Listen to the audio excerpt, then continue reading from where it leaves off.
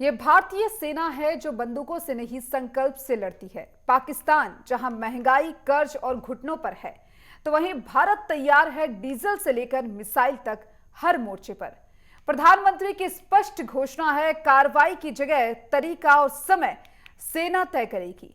जो भारत की ओर आंख उठाएगा वो ज्वाला से टकराएगा। ये सेना नहीं, देशभक्ति की अग्नि है। खास रिपोर्ट देखिए।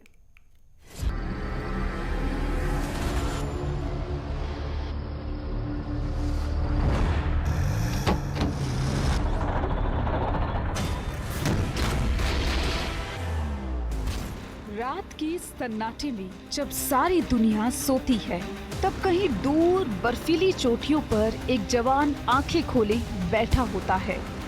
ना नींद की परवाह, ना ठंड की शिकायत, बस एक ही जिद, जब तक मैं जिंदा हूँ भारत की और कोई आंख भी उठाकर नहीं देख सकता।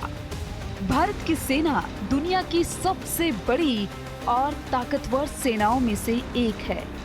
2025 के ग्लोबल फायर पावर इंडेक्स के अनुसार भारत की सैन्य शक्ति दुनिया में चौथे स्थान पर है। ये न केवल सैनिकों की संख्या के कारण है, बल्कि आधुनिक हथियार, रणनीति और आत्मनिर्भरता के चलते भारत ये स्थान हासिल कर पाया है। ये सिर्फ सेना नहीं है, ये भारत की आत्मा है। जब दुश्मन सरहद के उस पार चाले चलता है, तब भारतीय फौज बंदूक से नहीं, विश्वास से जवाब देती है। पाकिस्तान बार बार भूल जाता है कि वो किससे टकरा रहा है। उसे याद दिलाना जरूरी है कि ये 1947 वाला भारत नहीं है। ये वो भारत है जो राफेल उड़ाता है, जो ब्रह्मोस चलाता है, जो तेजस बनाता है और जब जरूरत पड़े तो सरहद पार जाकर भी मारता है। किसमें कितना है दम? भारत 14.55 लाख सक्रिय जवान, पाकिस्तान 6.54 लाख सक्रिय जवान, भारत 11.55 लाख रिजर्व जवान, पाकिस्तान 5.5 लाख रिजर्व जवान, भारत 25.27 लाख पैरामिलिट्री जवान, पाकिस्तान 5 लाख पैरामिलिट्री जवान, भारत 1.48 लाख बख्तरबंद गाड़ियां, पाकिस्तान 17,000 बख्तरबंद गाड़ियां, Bharat 4,201 tank, Pakistan 2,627 tank, Bharat 4,075 artillery, Pakistan 3,291 artillery, Bharat 264 mobile rocket projector, Pakistan 600 mobile rocket projector.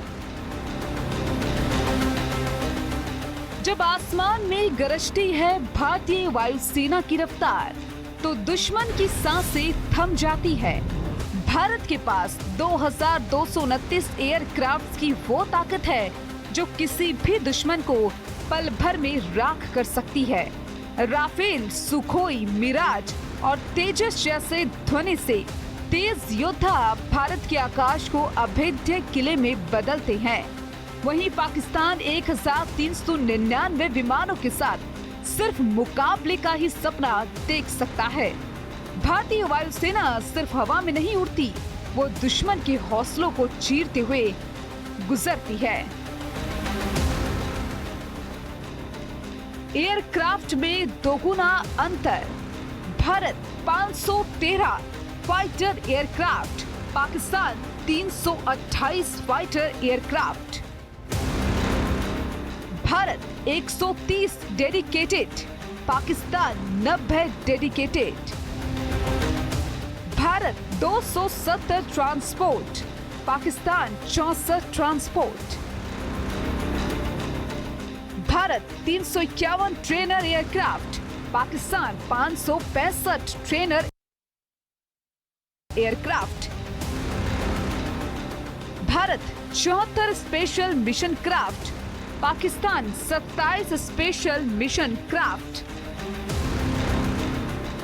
Bharat 6 aerial tanker, Pakistan 4 aerial tanker. Bharat 899 helicopter, Pakistan 373 helicopter. Bharat 80 attack helicopter, Pakistan 57 attack helicopter. भारतीय नौसेना दिन प्रतिदिन और अधिक सशक्त होती जा रही है।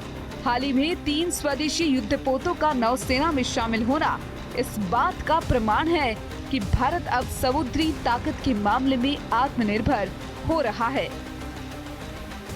नौसेना में बहुत पीछे पाक। Bharat 2 aircraft carrier, Pakistan 0। भारत 18 पनडुब्बी, पाकिस्तान 8 पनडुब्बी। Bharat 13 destroyer, Pakistan 0 destroyer.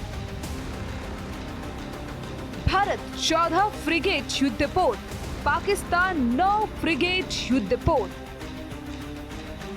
Bharat 18 Corbett युद्धपोत, पाकिस्तान 9 कारबेट युद्धपोत। भारत 135 गश्ती जहाज, पाकिस्तान 69 गश्ती जहाज। समंदर की लहरों पर जब भारतीय नौसेना का बेड़ा तैनात होता है तो दुश्मन के जहाज किनारों की पनाह ढूंढते हैं।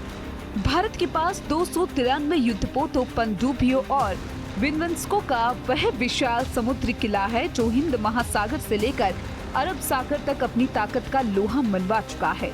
स्टेल्थ तकनीक से लैस युद्धपोत, ब्रह्मोस मिसाइलों की गर्जना और परमाणु पनडुब्बियों की अजय मौजूदगी, ये है भारत की समुद्री शक्ति की पहचान। वहीं पाकिस्तान सिर्फ 121 जहाजों के साथ लहरों से टकराने का साहस दिखाता है, लेकिन भारतीय नौसेना की गहराई और रणनीति के सामने उसकी ताकत रेत की दीवार साबित होती है। युद्ध की स्थिति में भारत की तैयारी। भारत युद्ध में रोजाना 1500 से 2000 करोड़ खर्च कर सकता है। पाकिस्तान की क्षमता मात्र 400 से 600 करोड़ प्रतिदिन है। भारत के पास अधिक डीजल, लॉजिस्टिक्स और रिजर्व हैं। पाकिस्तान को महंगाई, कर्ज और विदेशी दबाव के कारण बड़ी मुश्किलों का सामना करना पड़ेगा।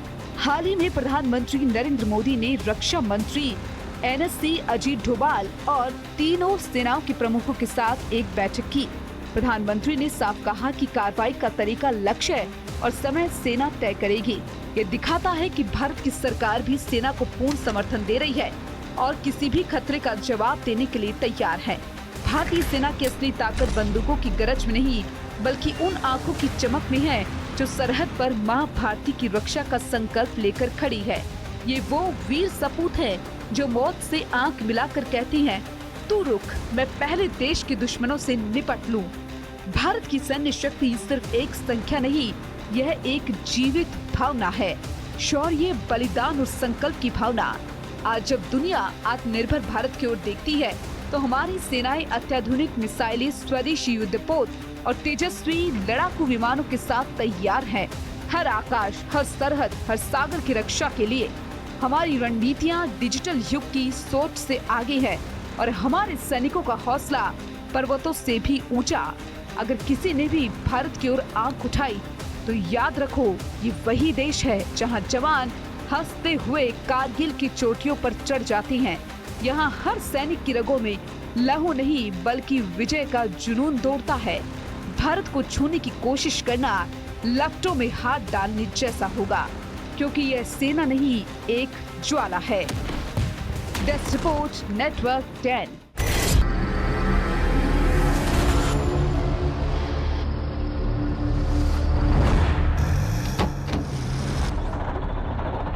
भारतीय सेना जो सिर्फ हमारी सीमाओं की रक्षा नहीं करती बल्कि हर संकट में अपनी वीरता, बलिदान और साहस से देश के दिलों में विश्वास और एकता का एहसास करवाती है।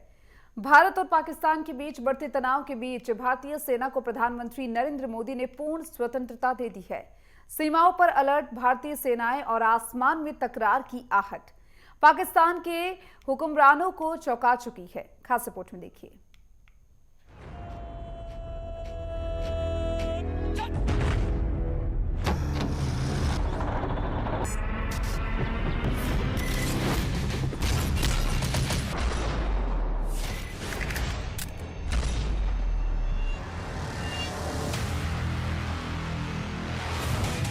भारतीय सेना वह गौरवशाली बल जो न केवल हमारी सीमाओं की रक्षा करता है, बल्कि हर संकट में अपनी बहादुरी और बलिदान से देश को एकता और विश्वास का एहसास कराता है।